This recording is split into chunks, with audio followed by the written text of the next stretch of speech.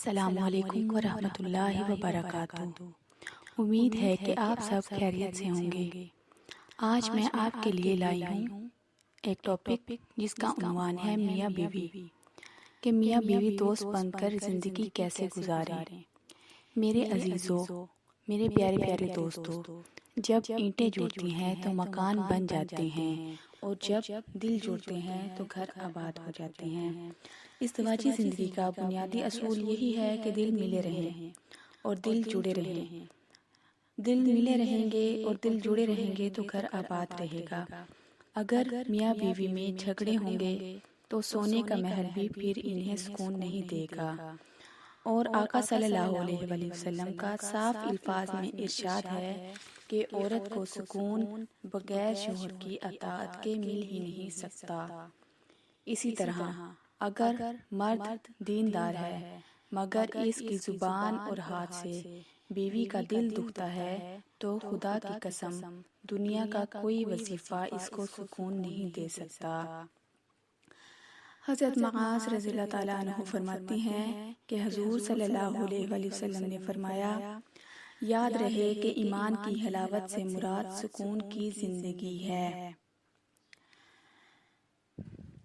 حضرت مولانا حکیم اختر صاحب دامت برکاتہم العالیہ فرماتے ہیں کہ بیویوں کے حقوق حسن سلوک سے ادا کرنے کے لیے اللہ تعالیٰ کی سفارش ہے کہ اپنی بیویوں کو محبت سے رکھو، بھلائی سے رکھو، ذرا ذرا سی بات میں ان پر سختی نہ کرو، مٹھائی کھلاؤ، کھٹائی مت کھلاؤ، ڈنڈا مت کھلاؤ، اسے معاف کر دو۔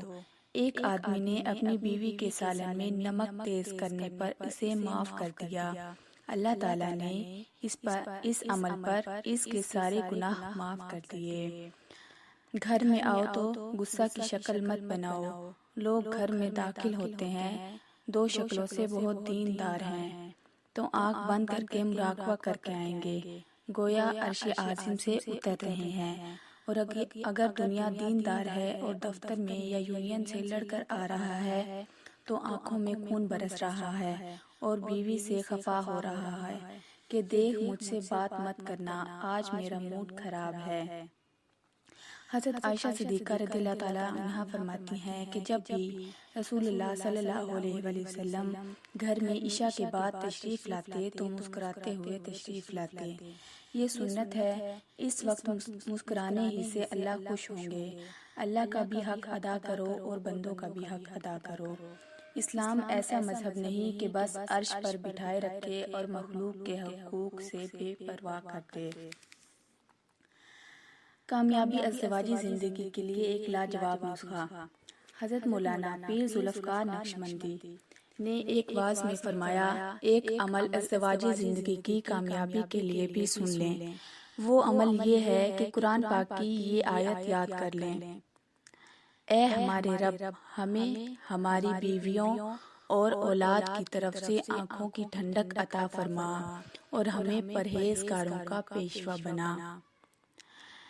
یہ آیت سورۃ الفرقان آیت نمبر 74 ہے، اور ہر نماز میں خواہ وہ فرض ہوں، سنت ہوں، واجب ہوں یا نفل ہوں، کوئی بھی نماز ہو، جب آخری التحیات پڑھیں تو یوم یقوم الحساب پڑھنے کے بعد اس قرآنی دعا کو پڑھیں اور اس کے بعد سلام پھیر دیں۔ میں آپ کو ایک بزرگ کا کامیاب عمل سناتی ہوں۔ یہ عمل ایک صاحب نسبت بزرگ نے دیا تھا۔ آپ حیران ہوں گے کہ اس وقت یہ عاجز ابھی 10ویں جماعت میں پڑھ رہا تھا۔ انہوں نے اس وقت فرمایا کہ میری طرف سے اجازت ہے، پڑھنا شروع کر دو، جب تمہاری شادی ہوگی تو انشاءاللہ کامیابی دیں گے۔ اس وقت سے یہ عاجز اس دعا کو پڑھ رہا ہے۔ الحمدللہ، اللہ رب العزت نے اس عاجز کو پرسکون ازدواجی زندگی عطا کر رکھی ہے۔ اس عاجز کی جو بیوی ہے وہ میرے شیخ کی بیٹی ہے۔ جب رشتہ طے ہوا تو کبھی کبھی خیال آتا تھا کہ میاں بیوی کا اپنا ایک تعلق ہوتا ہے اور اس نسبت کا اپنا ایک ادب ہوتا ہے، اس طرح تو مجھے دگنا احترام کرنا پڑے گا۔ اس لیے کبھی خیال آتا کہ معلوم نہیں کہ میں کیسے نبھا پاؤں گا۔ الحمدللہ اللہ رب العزت نے میرے لیے یہ مشکل آسان کر دی۔ شادی کے اگلے دن ہی فجر کی نماز کے بعد ناشتے کے لیے گھر پہنچا تو اہلیہ نے کہا کہ ناشتہ بعد میں کریں گے، پہلے مجھے بیعت فرما لیں۔ اب الحمدللہ وہ میری بیوی بھی ہے اور میری مریدنی بھی ہے۔ جب بیوی مریدنی ہو تو پھر کتنا مزہ آتا ہے۔